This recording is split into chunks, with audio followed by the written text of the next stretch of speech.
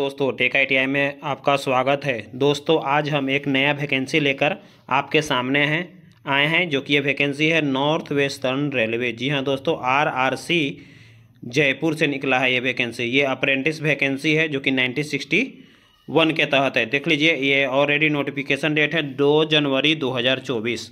तो चलिए इसके बारे में पूरी जानकारी हासिल करते हैं। तो शुरू करने से पहले अगर आप मेरे चैनल पर पहली बार विजिट कर रहे हैं तो चैनल को सब्सक्राइब कर दें, साथ में बेल आइकॉन दबा दें, क्योंकि यहाँ से आपको पल पल की अपडेट जो कि ITI रिलेटेड अप्रेंटिस और सरकारी भर्ती और ALP भर्ती सारी चीज़ों की पल पल की अपडेट आपको यहाँ से मिलते रहेगा। तो चलिए वीडियो को शुरू करते हैं।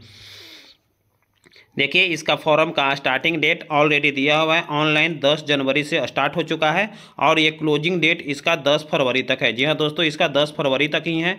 जहाँ तक वैकेंसी की बात किया जाए तो टोटल वैकेंसी 1646 है। जी हाँ दोस्तों, टोटल वैकेंसी जो अप्रेंटिस वैकेंसी है 1646 है और ये 10 तारीख को रात के 12 बजे तक फॉर्म भराएगा, उसके बाद फॉर्म नहीं भराएगा। तो चलिए और आगे देखते हैं इसका कैसे कैसे क्या है। इसके लिए क्या होना चाहिए, 50% के साथ आपका मैट्रिक होना चाहिए, साथ में ITI होना चाहिए, यानी मैट्रिक प्लस ITI के साथ ये अप्रेंटिस होगा। साथ में इसमें कोई एग्जाम बेसिस नहीं है, ओनली फॉर नंबर बेसिस पे होगा। डिवीजन कौन कौन सा होगा, अजमेर, बीकानेर, जयपुर, जोधपुर, फिर ये अजमेर है, बीकानेर और जोधपुर, इतना ही डिवीजन में आपका सिलेक्शन होगा। तो चलिए अलग अलग देखते हैं। सबका पोस्ट दिया हुआ है किस किस डिवीजन में।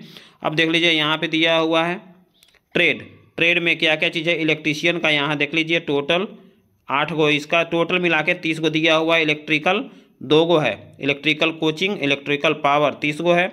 फिर इलेक्ट्रिकल TRD जो कि TRD दिया हुआ है, देखिए यहाँ पर 40 गो है। फिर कारपेंटर का 25 गो है।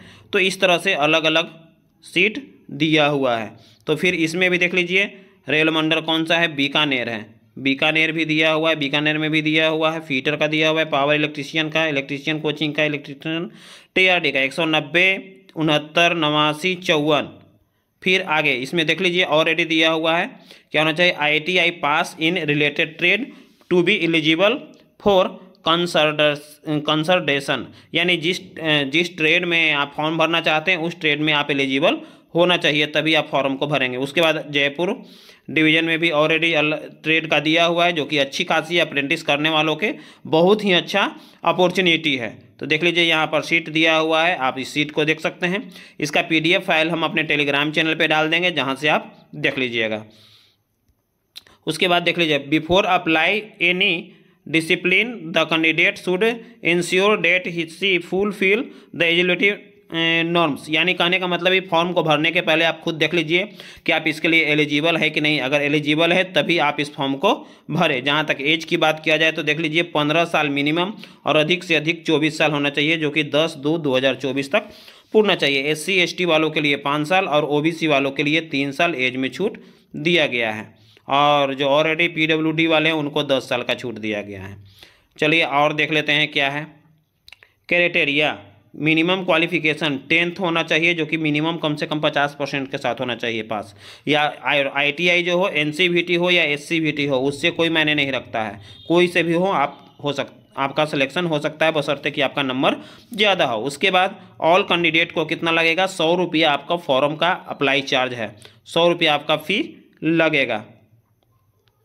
उसके बाद और देख लेते हैं, डिसेबिलिटी का ही तो दिया हुआ है, विजुअल का है, हियरिंग का है। और आगे हाउ टू अप्लाई के लिए कौन सा है, वेबसाइट जो कि rrcjaipur.in पे जाइएगा और वहाँ से जाकर के आप फॉर्म को अप्लाई कर सकते हैं। साथ साथ में एक लीजिए जान जाइए, आपका 12 अंकों का आधार नंबर जरूर होना चाहिए, क्योंकि वो नहीं होगा तो आपको फॉर्म भरने में दिक्कत होगा, क्योंकि ऑलरेडी यहाँ पे मेंशन कर चुका है। उसके बाद मैट्रिक का नाम और अपना नाम ये होना चाहिए मैट्रिकुलेशन से। अपना नाम और पापा का नाम मैट्रिकुलेशन के अनुसार ही डालिएगा, ताकि आगे चल के कोई दिक्कत नहीं हो। और देख लेते हैं आगे क्या है, सिग्नेचर स्कैन का भी दिया हुआ है, स्कैन सिग्नेचर और रेडी दिया हुआ है कि 20 से 30 KB के बीच में होना चाहिए। Last date of receipt application 10/2/2024 तक ही होना चाहिए। ट्रेनिंग पीरियड और स्टाइपेंड के बारे में जो रूल है 1961 का जो रूल है, वही रूल के अंतर्गत आपको दिया जाएगा। एग्रीमेंट ट्रेनिंग ऑलरेडी ट्रेनिंग के लिए अप्रेंटिस ट्रेनिंग दिया हुआ है।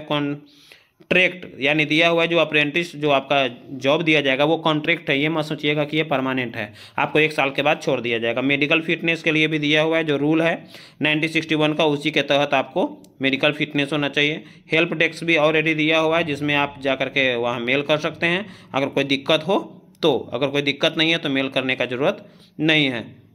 उसके नीचे देखिए दिया हुआ है कास्ट फॉर्मा, SC ST वालों के लिए कास्ट फॉर्मा दिया हुआ है, इसी पे आपका बना हुआ होना चाहिए जो कि स्कैन करके आप डाल दीजिएगा।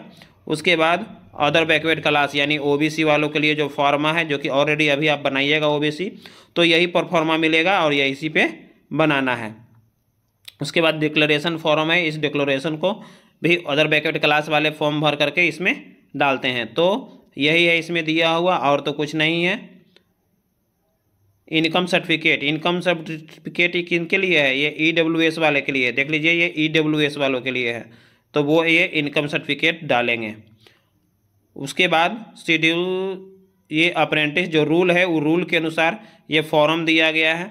ये फॉर्म को आप देख लीजिए कि कैसे कैसे भरना है, पहले ही देख लीजिए, सारा डॉक्यूमेंट रखिए और फॉर्म को भर करके देख लीजिए। और नीचे देख लेते हैं इसका PP फोटो दिया हुआ है, कैसे डालना है, पूरी की पूरी चीज़ यहाँ पर दिया हुआ है, जिसको आप प्रिंट आउट भी इस परफॉर्मा को निकाल सकते हैं कि इसमें क्या क्या चीज़ है। और नेम एंड एड्रेस का दिया हुआ है,